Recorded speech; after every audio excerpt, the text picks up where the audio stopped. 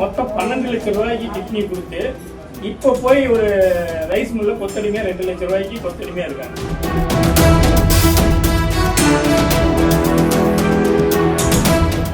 அப்ப தெரியாத நாங்க ஒரு அறியாத வயசுல நான் எடுத்துட்டோம் புரியுது.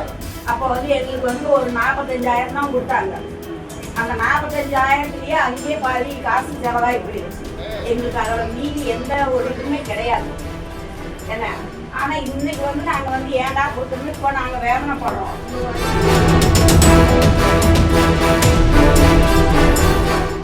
இருக்கு 30,000 35,000 40,000 கொடுத்தவங்க இன்னைக்கு கடைசியா 5 லட்சம் ரூபாய் வரை கொடுக்குறாங்க. இப்ப நாங்க கேள்விப்பட்ட வகையில் சமீபத்தில் நம்ம ஊருக்காரங்க தான் பேர் சொல்ல விரும்பல, அவங்க வீட்டுக்காரர் 5 லட்சம் ரூபாய் கொடுத்துருக்காரு, அந்த பொண்ணு 7 லட்சம் ரூபாய் கொடுத்துருக்கு. மொத்தம் 12 லட்சம் ரூபாய்க்கு கிட்னி கொடுத்து இப்போ போய் ஒரு ரைஸ் மில்ல கொத்தடிமையா 2 லட்சம் ரூபாய்க்கு கொத்தடிமையா இருக்காங்க. யோசிச்சு பாருங்க. இதுக்கு அந்த பொண்ணுக்கு 20, 29, 28 வயசு தான் இருக்கும். அவருக்கு பாத்தீங்கன்னா 30, 32 வயசு தான் இருக்கும். 2 பொண்ணு 2 குழந்தைங்க. அப்ப இது எப்படி யோசிக்கிறது தெரியல. ஒண்ணு வறுமையில இருக்கிறாங்க, கடன் தொல்லைன்னு இருக்கிறாங்க, குழு கடன் மூலமா நம்ம கடன் பட்டுதுன்னு சொல்லி எடுக்கிறாங்க.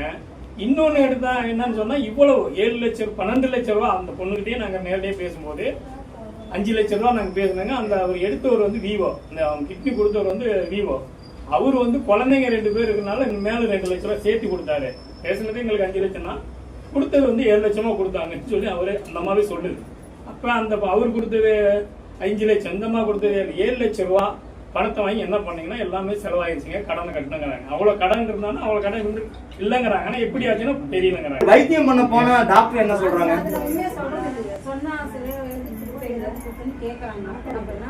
ஒரு சிறப்பு டாக்டர் போடணும். மல்லிப்பாளையம் பகுதியில் ஒரு சிறப்பு டாக்டர். அப்ப தெரியாத நாங்க ஒரு அறியாத வயசுல நான் எடுத்துட்டோம் புரியுது. அப்ப எங்களுக்கு ஒரு 45,000 தான் கொடுத்தாங்க. அந்த 45,000லயே அங்கேயே பாதி காசு செலவாகி போயிடுச்சு. எங்களுக்கு அதோட மீதி எந்த ஒரு இதுவுமே கிடையாது என்ன. ஆனா இன்னைக்கு நாங்க ஏன்டா கொடுத்துருந்து இப்போ நாங்க வேதனைப்படுறோம். 49 வயசு என்னால அப்ப கை கால் வலி, முழங்கால் வலி, எல்லா வலியும் வருது. ஆனா அவங்க கிட்ட டாக்டர்கிட்ட போய் எங்களால சொல்ல முடியலைங்க சார். உண்மையாலுமே எங்களுக்குன்னு எந்த ஒரு வருமானமும் எந்த இதுவும் இல்லை. எங்களுக்கு என்ன பண்ணணும், ஏதாவது நீங்க பார்த்து ஏதாவது பண்ணணும். அரசாங்கமா பார்த்து எங்களுக்கு ஏதோ ஒண்ணு உதவி செய்யுங்க. எங்களால முடியல, இதுக்கு மேல எங்களால உழைக்க முடியல. கை கால் எல்லாம் வலி. ஆனா நாங்க அப்ப தெரியாதவங்க கொடுத்துட்டோம். இப்ப நீங்களா பார்த்து எங்களுக்கு ஏதாவது ஒரு உதவி பண்ணணும்.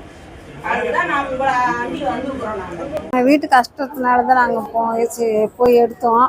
பெங்களூர் தான் சாலினி ஆஸ்பத்திரி தான் போய் எடுத்தது. 30,000 தான் கொடுத்தாங்க. ஆனால் இப்போ வேலை செய்ய முடியல. கை கால் ரொம்ப அசதி, மேல் கை கால் வலி எல்லாம் முழுமையாக வலிக்குது. வீட்டு வேலைக்கு இப்போ என்னால் போய் செய்ய முடியல. எதை பார்த்து ஏதோ ஒரு உதவி செஞ்சால் கொஞ்சம் பரவாயில்ல. ஏதோ மாதம் முடிஞ்சது கொடுத்தா கொஞ்சம் நல்லா இருக்கும். எனக்கு ஒரு பையன் தான் இருக்கான். அந்த பையனு தனியாக இருக்கிறாங்க. அவங்களால கொடுத்து உதவி செய்ய முடியாது.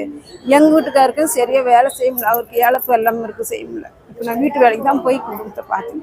26 வருஷத்தில் கிட்னி கொடுத்தேங்க. அப்போ எங்கள் வீட்டுக்காரர் என்னோட வரமாட்டார். அப்பப்போ விட்டுட்டு ஓடி போயிடுவார். அதனால நான் கடன் தொண்டல் தாங்க முடியாமல் கொடுத்தும் இப்போவும் நான் கஷ்டப்பட்டுட்டு தான் இருக்கிறேன். அப்பப்போ இப்போவும் ஓடிடுறாரு. நான் மட்டும்தான் இருக்கிறேன். பையன் கண்ணு கொஞ்சம் பெரிய கண்ணு. அதனால அவனுக்கு கல்யாணம் ஆகலைங்கிற இதில் கொஞ்சம் அவன் அதையே சொல்லி வீட்டில் சண்டையாகவே இருக்குது. கடன் கொஞ்சம் வாங்கிட்டோம், கடன் கட்ட முடியல. பெரிய பிரச்சனையா வீட்டில் இருக்கலாமா வேணாமான்னு ரொம்ப முடியல. உடம்பெல்லாம் அமாவாசை அன்னைக்கு நான் செத்து போயிடுவான்னு நினச்சேன். அப்படி அந்த நிலைமைக்கு ஆயிடுச்சு. கை காலெலாம் இழுத்து பிடிக்குது. ஒன்றும் முடியல, வேலையும் செய்ய முடியல. என்ன பண்ணுறதுனே எங்களுக்கே தெரியல. ஏதோ எங்களுக்கு பார்த்து ஒரு இருக்க இடம் மாதம் கொஞ்சம் காசு கொடுத்தா நாங்கள் அதை வச்சு நான் உழைச்சிக்குவேன். பையனுக்கு இன்னும் கல்யாணம் ஆகலை, அவனுக்கு கல்யாணம் பண்ணணும். பட்டுற கடனுக்காக நம்ம கிட்னியை நம்ம தானம் கொடுத்தாப்புல கொடுத்து பட்டுற கடனை கட்டிட்டு தான் பொண்டாட்டி இறந்துட்டேன், பையனை இறந்துட்டேன். 4 குழந்தைய 7 குழந்தைய காப்பாற்றிட்டு இருக்கிறேன் பள்ளத்தில். ஒரு 20 வருஷம் இருக்கு. அப்போ 30 ரூபாய்னா கையில் 20 தான் வந்துச்சு. அவ்வளோதான். என்ன பிரச்சனை? உட்காந்து எந்திரிக்க முடியல, நடக்க முடியல. என்ன தேவைப்பட்டோ அந்த குழந்தைய காப்பாற்றணும். வேற என்ன எனக்கு என்ன பண்ணுறது? 3 குழந்தையால இந்த மாவட்டத்தில் இல்லை, நான் பெரியார் மாவட்டத்தில் பேச்செல்லாம் படிக்குது. என்ன எதிர்பார்க்குறீங்க? என்ன எதிர்பார்க்கறதுல என்ன நீங்கள் அரசாங்கம் சொல்லுதோ அதை செய்யலாம். நம்ம கேட்டு என்ன சொல்ல போகிறாங்க? பிளே ஸ்டோர் மற்றும் ஆப் ஸ்டோரில் இருந்து பாலிமர் செயலியை QR கோடு மூலம் பதிவிறக்கம் செய்யுங்கள். செய்திகளை உடனுக்குடன் பெறுங்கள்.